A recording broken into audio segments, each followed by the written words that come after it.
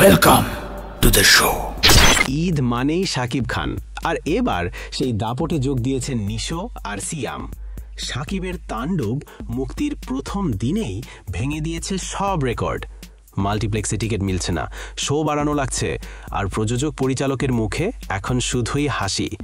কি এমন হলো যে একদিনেই ইতিহাস হলো? চলুন দেখে নি বিস্তারিত। দেশবাসীকে তাই আজ যে যেখানে অবস্থান করছেন সেখানেই অবস্থান করতে 2025 সালের ঈদুল আজহায় মুক্তি পেল শাকিব খানের তাণ্ডব। সঙ্গে ছিলেন আফরান নিশো ও সিয়াম আহমেদ, যারা ছোট সময়ের উপস্থিতি দিয়েও বাজিমাত করেছেন। ঈদের দিনেই প্রায় সব শো হাউসফুল, আর দর্শকদের প্রতিক্রিয়াও অসাধারণ।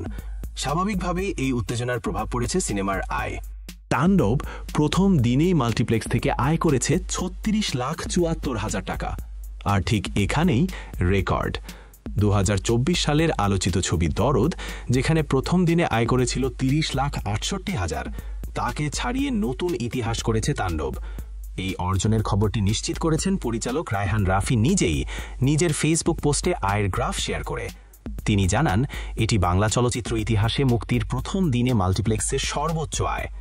স্টার সিনেপ্লেক্স কর্তৃপক্ষ ইতোমধ্যে বাড়িয়ে দিয়েছে শো সংখ্যা। সিনেমার জনপ্রিয়তা প্রতিদিন বাড়ছে, আর দর্শকদের উচ্ছ্বাসেই বোঝা যাচ্ছে তাণ্ডব জমেছে পুরোদমে। তাণ্ডবের এমন শুরু দেখে অনেকেই বলছেন এটাই হতে পারে বাংলা সিনেমার নতুন মাইলফলক। আপনি কি দেখেছেন তাণ্ডব? দেখে থাকলে কেমন লেগেছে জানাতে ভুলবেন না কমেন্টে। আর এমন সব আপডেট পেতে অবশ্যই সাবস্ক্রাইব করুন আমাদের চ্যানেল।